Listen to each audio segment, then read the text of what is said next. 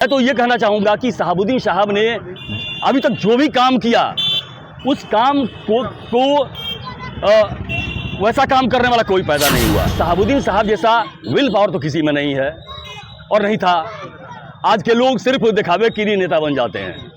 नेता बनना आसान है उनके लिए और नेता बन जाने के बाद सारी समस्याएं उनके पॉकेट में चली जाती हैं। कोई जहाँ तक ये बात है कि हम कह दें कि हम सीवान को अगर गोरखपुर बना देंगे तो गोरखपुर बनाने के लिए कम से कम विल पावर का होना जरूरी है नहीं।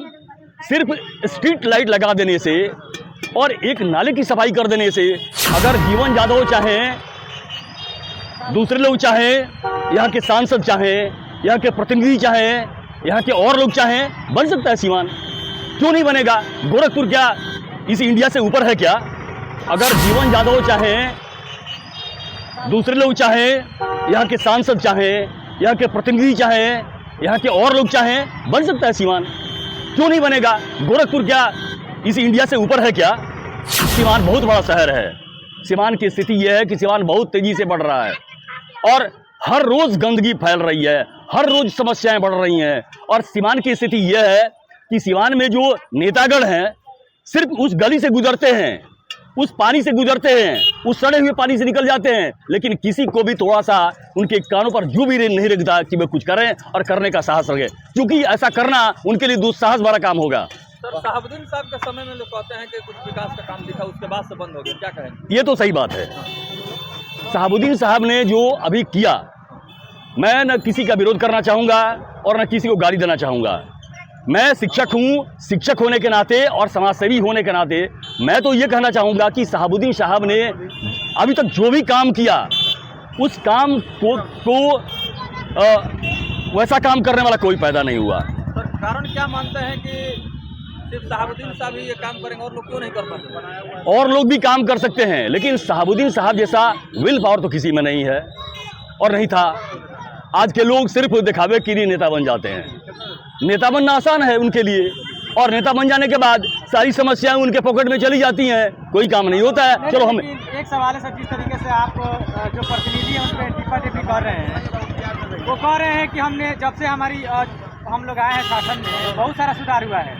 चाहे आप साफ सफाई को ले लें, मतलब समय लगता है सर, गोरखपुर बनने में समय लगेगा, 2 दिन में तो नहीं बन जाएगा ना। मैं ये नहीं कह रहा हूँ कि नहीं बनेगा, बन सकता है, बन सकता है। अगर जीवन यादव चाहें, सांसद चाहें और विधायक गण चाहें, हमारे अवध बिहारी चौधरी साहब चाहें, बन सकता है, बन सकता है, क्यों नहीं बन सकता है। अगर जीवन यादव चाहें, सांसद चाहें और विधायक गण चाहें, हमारे अवध बिहारी चौधरी साहब चाहें, बन सकता है, क्यों नहीं। शहाबुद्दीन साहब का नाम लिया, उन्होंने उनको विकास पुरुष माना जाता है, मानते हैं, लेकिन हाँ, अभी जो 5 साल का अगर आंकड़ा देखा जाए तो सिवान में बहुत कुछ हुआ है सर। रोड का चौड़ीकरण से लेकर तमाम तरह के इंजीनियरिंग कॉलेज से लेकर बहुत सारे संस्था खोले गए, ITI कॉलेज भी खुला और बहुत सारे प्रोजेक्ट पे काम हो रहा है। देखिए ब्रदर, ये शाश्वत क्रियाएं हैं, किसी भी के शासन में ये काम होता है। डेवलपमेंट का काम तो होना ही चाहिए, कोई भी करता है। अगर नहीं करेगा तो उसका फिर भी दोबारा चुनना मुश्किल हो जाएगा। वे लोग करेंगे ही और निसंदेह करेंगे, लेकिन इसके लिए फंड का होना जरूरी है। फंड रिलीज की जाए, फंड को उस मौके पर रोड को बनवाने में खर्च किया जाए, नालियों को बनवाने में खर्च किया जाए। जो ओवरफ्लोइंग हो रहा है, पानी का निकासी हो रहा है और रास्ते पर जो कीचड़ लग रहा है, कम से कम उसकी व्यवस्था भी तो होनी चाहिए। सीवान तो अच्छा बन क्यों नहीं सकता है? विकास हुआ है, होगा कि नहीं? सर, एक बात, एक सवाल। हाँ। आपने बोला कि जीवन यादव से उम्मीद जिस तरह आप लगा रहे हैं, सांसद मोहम्मद शहाबुद्दीन पूर्व में जो रहे हैं, ये विकास पुरुष है, तो फिर ये सवाल सिर्फ एक जीवन यादव पे क्यों बनता है? आपने कभी ओम प्रकाश यादव का नाम लिया है, कभी और किसी सांसद का आपने नाम लिया, उनका नाम लेकर क्यों नहीं करते हैं? क्योंकि सांसद का बराबरी सांसद को करेगा। विकास का मैटर है तो विकास उसी हिसाब के ना आदमी से करवाइएगा, उन्हीं से न भरोसा कीजिएगा। हाँ, भरोसा तो लोग चेयरमैन को जानते तक नहीं थे, विकास कौन कराएगा? हाँ, भरोसा तो लोग करते ही करते हैं सब पर, लेकिन भरोसे को दरकिनार कर देने वाले भी तो लोग हैं जी। आप हम पर भरोसा कीजिए कि मैं ये हूँ और फिर मैं अगर काम नहीं करूं तो आप क्या कहेंगे? अगर मैं काम नहीं कर रहा हूं, मैंने एक मोटरसाइकिल खरीद ली सपोज, और मोटरसाइकिल को मैंने घर पर रख दिया और कहें लोगों से कि मैं मोटरसाइकिल 20 किलोमीटर चलाता हूं रोज, क्या आप मानेंगे? मुझको अपने रोड पर कभी देखा है? लेकिन जहां तक मेरी बात है, समाज सेवी होने के नाते मैं अपने तमाम प्रतिनिधियों से ये गुजारिश करना चाहूँगा कि वे लोग अपने सारे कामों को छोड़ करके पहले सीवान की व्यवस्था करें, सीवान में जो लोगों की ज़रूरतें हैं, तकलीफ़ें हैं, उसको दूर करे। जो अभी बरसात का मौसम है, सबसे बड़ी बात है कि नदी में देखिए आजकल दहा नदी को देखिए, लोगों ने उस दहा नदी में अपना घर बना लिया है। दहा नदी को उस इनक्रोच कर लिया है। दहा नदी आज इतनी सिमट गई है कि आप पता नहीं कि ये पानी उसका कहाँ चला गया है। पहले ये दहा नदी कितनी जोर शोर से बहा करती थी और उसमें सारे काम होते थे। लोग उसमें नहाने का काम करते थे, जल भर करके अपने घरों में ले जाते थे, इत्यादि इत्यादि काम हुआ करते। आज नदी की स्थिति ये है कि नदी है ही नहीं, नदी है ही नहीं। और जो नदी है वो सिमटी हुई नदी है। काश जनप्रतिनिधि इस नदी के भलाई के बारे में काम करते, इनक्रोचमेंट को हटाते, नदी की पैमाइश की जाती, नदी का चौड़ीकरण किया जाता, गहरा किया जाता, तो नदी आज ये, और इस नदी में बहुत सारी संभावनाएं हैं। काश भविष्य में आने वाली हमारी पीढ़ी हो सकता है कि यहाँ से नाव चलें, स्टीमर चलें और सरयू नदी तक इसको ज्वाइन होना चाहिए।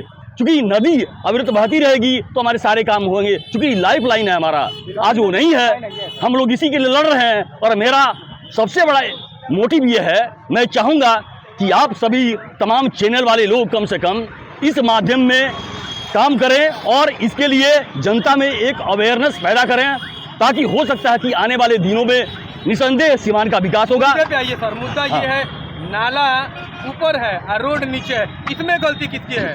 जनप्रतिनिधि ये लोग तो अपना फंड देकर पास करा दिए, नाला बन रहा है और फिर भी पानी लग जा रहा है। इसमें कौन कौन दोषी, ये बताइए। ये तो पास करवाने वाले लोग हैं और इसकी देखभाल करने वाले लोग हैं, मेंटेनेंस की काम। यहाँ पर देख लीजिए आप, इंजीनियर का गलती नहीं है इंजीनियर का भी काम। आप देख लीजिए ये ना कि यहाँ पर पहले रोड बनता है। किस शहर में, किस देश में ऐसी टेक्नोलॉजी है जो रोड को एक बार बना दिया गया पिच, उसके बाद फिर रोड को खोद करके फिर एक नाला नाला बना दिया गया और फिर रोड को छोड़ दिया गया। आप देखिए सीवान में घूम करके ना, इस नाले से उस नाले तक, उस